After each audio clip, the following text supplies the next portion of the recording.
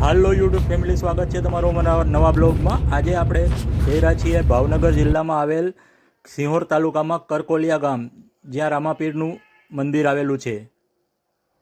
તો અમારી સાથે જોડાયેલા રહો।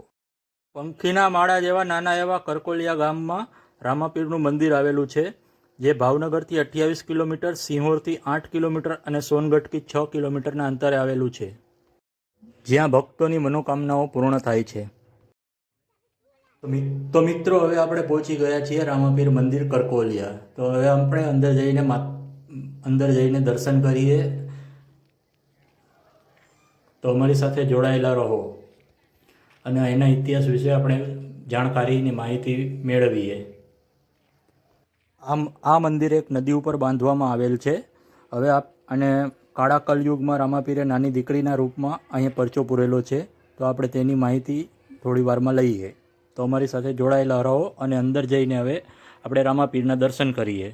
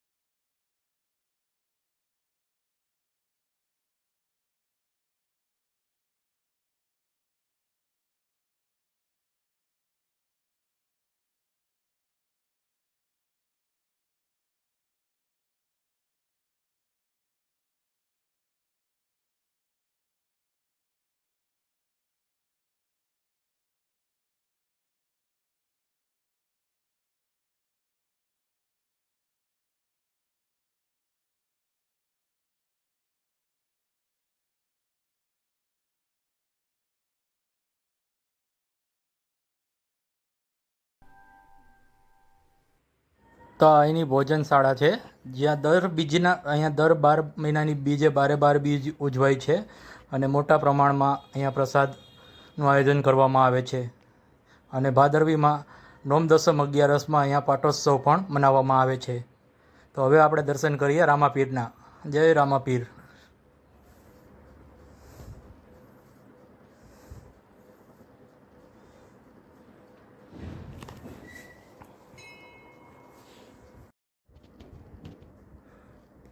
તો હવે આપણે અહીંના ઇતિહાસ વિશે માહિતી લેશું અને સિનેમેટિક શોટના આનંદ માણો।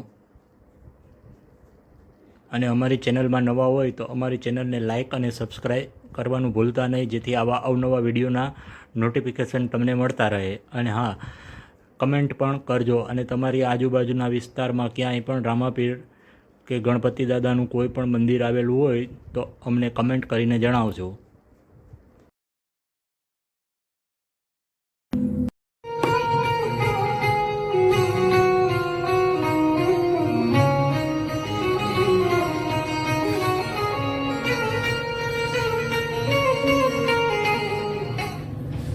જ્યારે કરકોલિયા અમારા મંદિરે કામ હાલતું હતું ત્યારે અમારે રેતીની જરૂર હતી, સફેદ રેતીની, કે લાદીને કાંઈ સગવડતા હતી ને નાખવાની। એમ બધા મંડળે નક્કી કર્યું કે અમારે સફેદ રેતી નાખવી છે, પણ સફેદ રેતી ક્યાં એટલામાં અડકે પડકે મળતી નહીં। એટલે પછી અમે નક્કી કર્યું બે ભાઈએ કે આપણે પહેલાં રેતી જોવા જઈએ। અમે રેતી જોવા ઠેક તળાજા પાસે ઝાંઝમેર મધુવન આવ્યું, ત્યાં રેતી જોવા ગયા।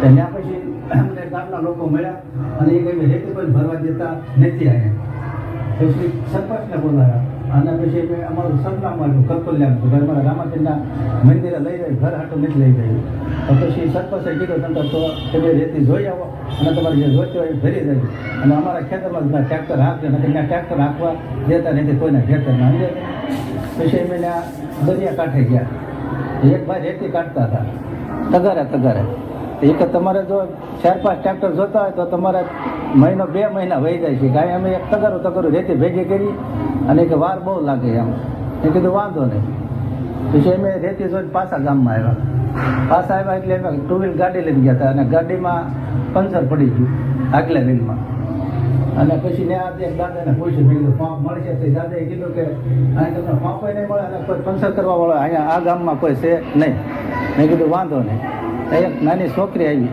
એ છોકરીએ કીધું કે પંપ મારી પાસે પડ્યો છે એ છોકરીએ દોડ પંપ લઈ આવી દીધો અને પછી અમે હવા ભરી એટલે મેં કીધું થોડાક આગળ વહી જાય એટલે ત્યાં ટકી જાય તો આપણે પંચર કરાવી નાખીએ સમજ્યા તે પછી હવા ભરી પછી અમે એમાં હવા કાંઈ ઓછી થઈ નહીં વચમાં ગામડા આવ્યા પણ અમે પછી કાંઈ તળાજા સુધી જવા દીધી ગાડી પછી ન્યાય કાંઈ ઓછી થઈ નહીં પછી અમે ત્યાં નાસ્તા પાણી કર્યા અને પછી વ્હીલમાં જોયું તો હવા તરીકે ઓછી થઈ નહીં સમજ્યા તમે એટલે અમે પછી સીધા ત્યાંથી ગાડી ફેંકીને સીધું કરકોલિયા અમે લગભગ 8 વાગે સાંજે પહોંચી આવીશું અને મંદિરે ગાડી મૂકી એટલે હવા તરત વહી ગઈ આગલા વ્હીલમાં અને પછી ગાડી ખોલાવી અને પંચર જોરાય તે 3 પંચર નીકળ્યા તે પછી અમને થયું કે નહીં આ રામાપીરનો ચમત્કાર જ છે એક જાતનો સમજ્યા તો 3 પંચર હોય ને આ પગી જાય એમ અને વેળમાં પછી રેતી મેં જ્યારે પછી 8 દિવસ 10 દિવસ પછી રેતી ભરવા ગયા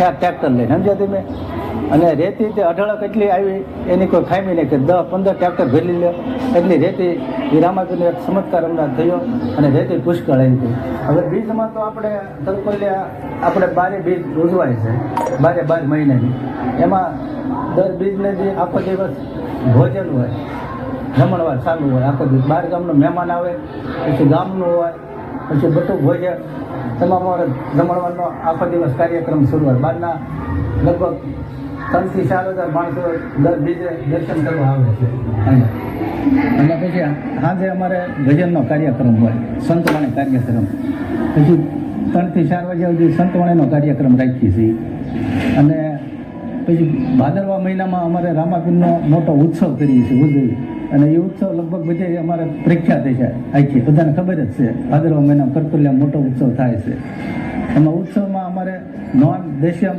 11 એમ 3 દિવસનો ઉત્સવ રાખીએ છીએ એમાં નોમને દી અમારે નેજા ચડાવવાના સાંજે 5 વાગે નેજાનો કાર્યક્રમ રાખીએ છીએ પછી દશમને દી હવન અને પાઠ ઉત્સવ રાખીએ છીએ સાંજે પાઠ ઉત્સવ હોય દિવસે આખો દિવસ હવન હોય અને દેગનો કાર્યક્રમ રાતે 12 વાગે દેગનો કાર્યક્રમ દશમને દી અને 11ને દિવસે અમારે સંતવાણીનો મોટો પ્રોગ્રામ હોય તો 11ને દિવસે સંતવાણીનો કાર્યક્રમ રાખીએ છીએ મોટા કલાકારો ગમે હોય એમ એવી રીતે 3 દિવસનો મોટા પાયે ઉત્સવ થાય છે અને લગભગ રોજનું માણસો 8 થી 10 હજાર ઉત્સવમાં જમણવાર થાય છે બપોરે 8-10 હજાર માણસો હોય 8-10 હજાર સાંજે હોય એમ 3 દિવસે 8 થી 10 હજાર માણસો રોજનું જમણવાર રાખીએ છીએ એ રીતે અમારો કાર્યક્રમ હાલે છે જય રામ.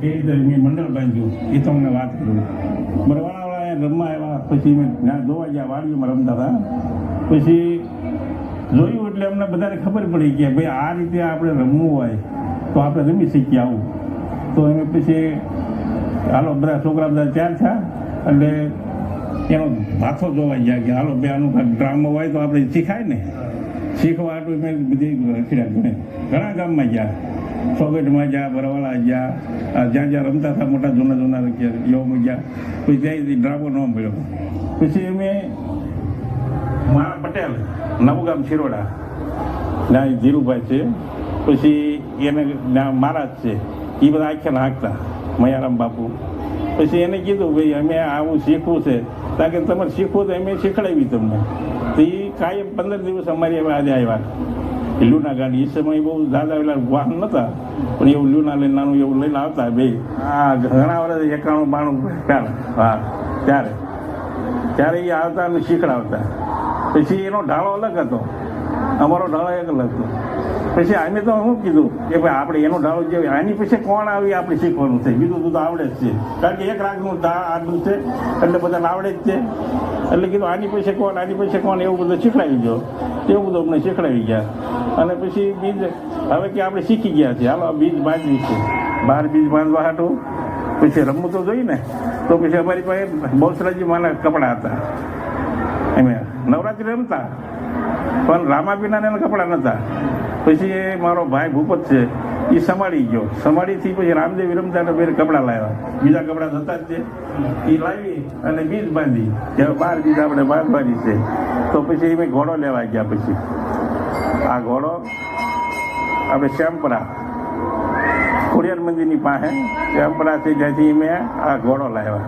પછી બાપુ એમને કીધું ભાઈ તમે 12 બીજ બાંધો, પણ કે આ ઘોડો જે લઈ જાઓ છો ને એ તમારે 12 બીજ ના પૂરી કરવાની.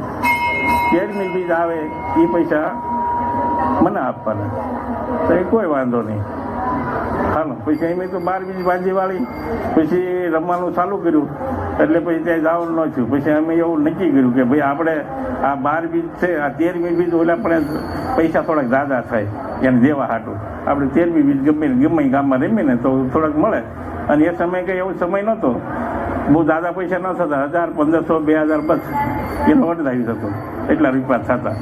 પછી એ બાપુને કીધું કે મેં બીજા દાણા જોયા, ગમે કેટલા ગામના જોયા, સમજ્યા, તો દાણા નો દાદાએ આપ્યા.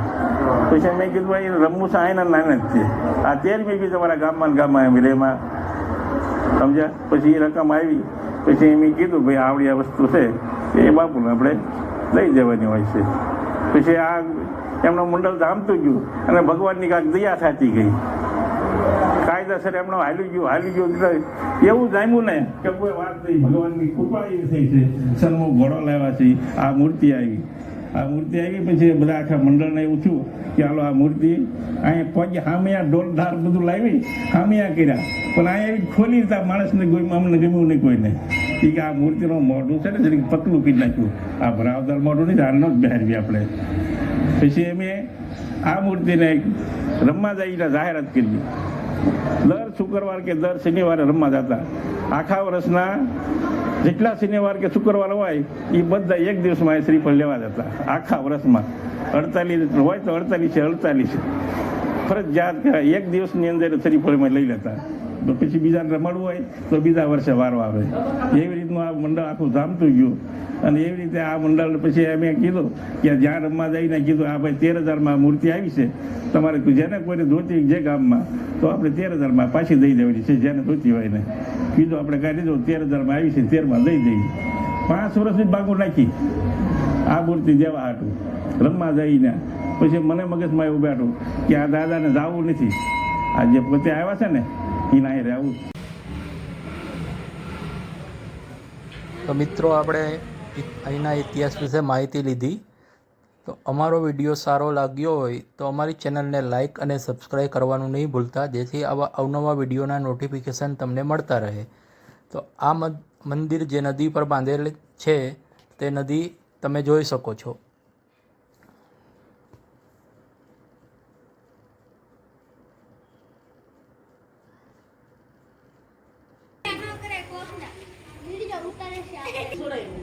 દહીંનું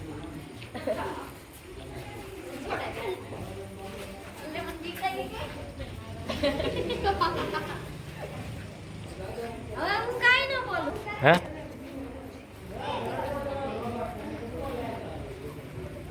તો મિત્રો મળીશું હવે આપણે એક નવા વિડીયોમાં. જય રામાપીર.